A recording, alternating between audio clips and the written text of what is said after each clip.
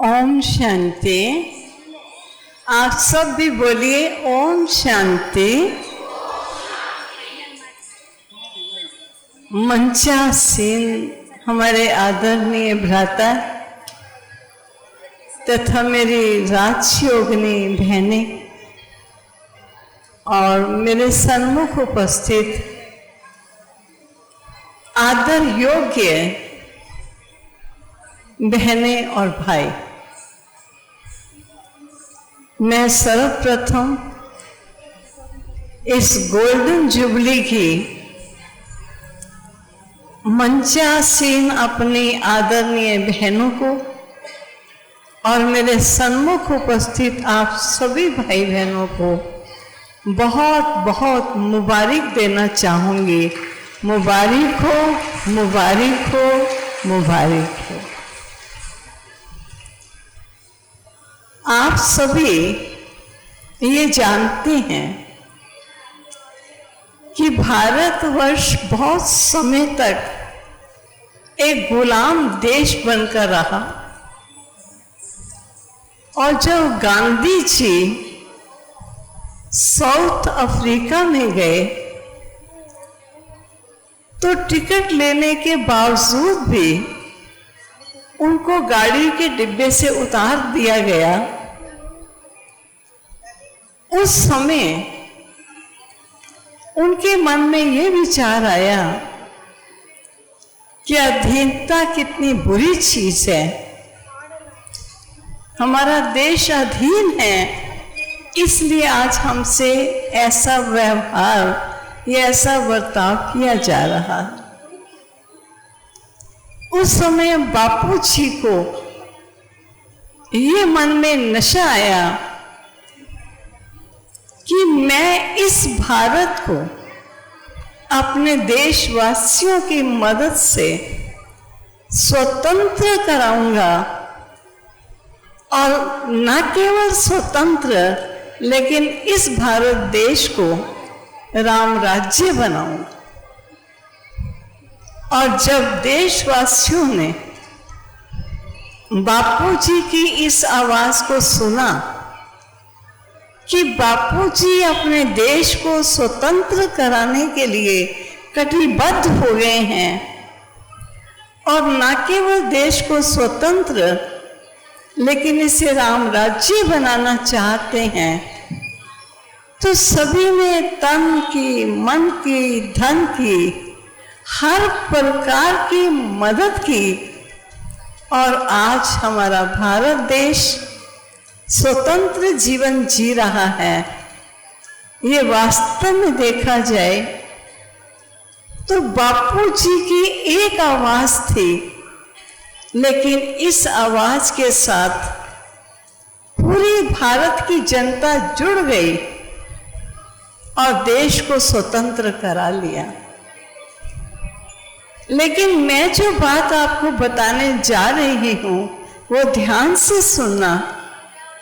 आज हमारा देश परतंत्रता की गुलामी से स्वतंत्र हो गया और हम सब बड़े नशे से कहते हैं भारत हमारा देश है।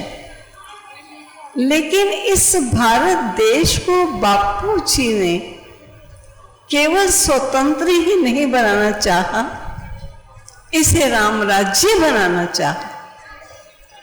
आज हम देखें वो भारतवर्ष जिसे राम राज्य बनाने की इच्छा थी, आज इस भारत में कितना अनाचार है, कितना अत्याचार है, कितनी रिश्वत है, कितना मानव के प्रति हिंसक बन चुका है। एक घर में दो भाई भी इकट्ठे नहीं रह पाते, दो पार्टनर भी आपस में मिलकर प्यार से नहीं चल पाते, तो क्या ये समझेंगे कि ये भारत स्वतंत्र तो हुआ लेकिन राम राज्य तो यहां नहीं आया। अब राम राज्य कौन लाए? तो मैं आप सबको ये शुभ संदेश देना चाहूंगी कि राम राज्य की स्थापना, राम के भी राम, बापू जी के भी बापू जी, वो परम पिता परमात्मा ही इस धरा पर राम राज्य ला सकते हैं। इसके अलावा कोई भी मनुष्य आत्माएं राम राज्य नहीं ला सकती। और आज आपको मैं ये खुशखबरी सुना रही हूं कि बापू जी के बापू जी, जो स्वयं परम पिता परमात्मा शिव हैं, निराकार हैं, सर्व आत्माओं के परम पिता हैं, वो परमात्मा पिता इस भारतवर्ष को फिर से राम राज्य बनाने के लिए उन्होंने एक रूहानी सेना एकत्रित की है। और इस रूहानी सेना में सेना की भागदौड़ माताओं के हाथ में दी है, क्योंकि किसी को भी ज्ञान सुनाना तो सरल है, लेकिन ज्ञानमय बनाकर उनके ज्ञान की पालना करना ये विशेष रूप से माताओं में गुण पाया गया है। तो आज जिसकी गोल्डन जुबली हम मना रहे हैं, मैं बड़े प्राउड से कह सकती हूं कि ऐसी बहनें जिन्होंने अपने जीवन को प्रभु के अर्पित किया और ईश्वर की इस आवाज को सुना कि इस दुनिया को सुंदर दुनिया तब बना सकते हैं जब ये भारत राम राज्य बनेगा। और इस राम राज्य बनाने में भारत के एक एक बच्चे के सहयोग की उंगली चाहिए, तभी ये संसार भारत का सिरमौर भारत कहलाएगा और ये दुनिया राम राज्य बन जाएगी। और आप ये समझ सकते हैं राम राज्य तभी बनेगा जब पहले रावण का अंत होगा। रावण मरा नहीं और राम राज्य बन जाए, ये कैसे हो सकता है? और रावण के लिए कहते हैं रावणों लोक रावणा, जो संसार को दुख देता है वही रावण। रावण कोई मानव नहीं है, लेकिन मानव के मन में बसे हुए जब ये 5 विकार हैं, जिसने मनुष्य को मनुष्य नहीं, मनुष्य को जानवर से भी बदतर इंसान बना दिया है। और आज हर मनुष्य 5 विकारों से ग्रसित है। कोई मनुष्य मनुष्य का दुश्मन नहीं है, लेकिन दुश्मन है मनुष्य के अंदर बसे हुए ये 5 विकार। और वो है काम, क्रोध, लोभ, मोह और अहंकार। तो परमात्मा ने ये ईश्वरीय विश्वविद्यालय की रचना रचकर सब आत्माओं को तैयार किया कि तुम अपने जीवन को रावण से मुक्त करो, अर्थात विकारों से मुक्त करो, और मुक्त करके अन्य आत्माओं को विकारों से मुक्त होने का तरीका बताओ, जिससे मेरा ये भारत देवभूमि बन जाए और ये भारत राम राज्य बन जाए। उसके लिए परमात्मा ने जिन बहन भाइयों को एकत्रित किया है वो ब्रह्मा कुमार और ब्रह्मा कुमारियां कहलाते हैं। क्योंकि परमात्मा ने जब नई सृष्टि बनानी है, राम राज्य बनाना है, तो जिस द्वारा बनाना है वो ब्रह्मा जी कहलाते हैं। क्योंकि परमात्मा जन्म पुनर्जन्म के चक्र में नहीं आते हैं, वो कल्याणकारी शिव हैं। और शिव बाबा जिस तन में प्रवेश होकर हम आत्मा रूपी बच्चों को ज्ञान सुनाते हैं और विकारों से मुक्त होने की युक्तियां समझाते हैं और जब हम विकारों से मुक्त होते हैं तो हम इस संसार को मुक्त कर सकते। वो छोटी सी कहानी सुनाते हैं कि एक बच्चा था, वो चोरी करने की आदत थी उसको और बहुत चोरी करता था। एक बार वो शिव के मंदिर में चला गया तो शिव के मंदिर में तो कुछ था ही नहीं, क्या चुराएगा। तो कहते शिव जी के ऊपर एक घंटा, जो घंटा बजाते हैं आवाज आती है, वो घंटा लगा हुआ था। तो बच्चा छोटा था, इतना ऊंचा घंटा उतार नहीं सकता था। वह शिव की पिंडी के ऊपर चढ़ गया, बड़ी सारी शिव की पिंडी थी, और उस पर चढ़कर घंटा उतारने लगा। इतने में भगवान शिव प्रकट हुए। उन्होंने कहा कि हे मालिक, दुनिया तो मेरे ऊपर फल फूल चढ़ाती है और तू तो ऐसा प्यारा भक्त है कि तू सारा ही मेरे ऊपर चढ़ गया है, इसलिए मैं तुझे वैकुंठ की दुनिया का मालिक बना दूं। आप सोचिए, वो भोले भंडारी शिव, वास्तव में बच्चा उन पर चढ़ा था घंटा उतारने के लिए, लेकिन शिव बाबा ने उसको परिणाम क्या दिया कि तू घंटा नहीं, तू मेरे ऊपर चढ़ गया है और मैं तुझे वैकुंठ की नगरी में ले जाने के लिए तेरे लिए विमान आए।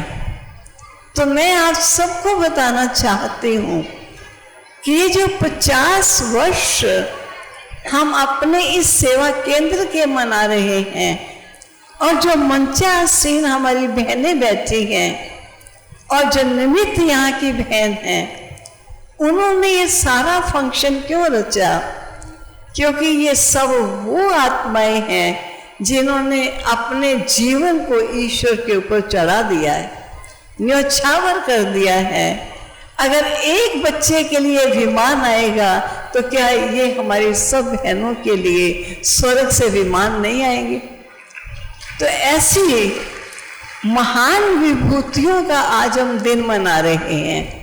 मैं ऐसा कहूँगी कि परमात्मा तो महान है ही, लेकिन उस परमात्मा ने जिन आत्माओं को अपनी सेवा के लिए रचा है और जिन आत्माओं ने अपना सर्वस्व ईश्वर पर बलिदान कर दिया है, अपने तन मन धन, अपनी शिक्षा, अपना सर्वस्व ईश्वर पर बलिहार कर दिया है, ऐसी आत्माओं को सर्वशक्तिवान पिता का आश्वासन है कि हे नर, मैं तुझे नारायण बना दूंगा, हे नारी, मैं तुझे लक्ष्मी बना दूंगा।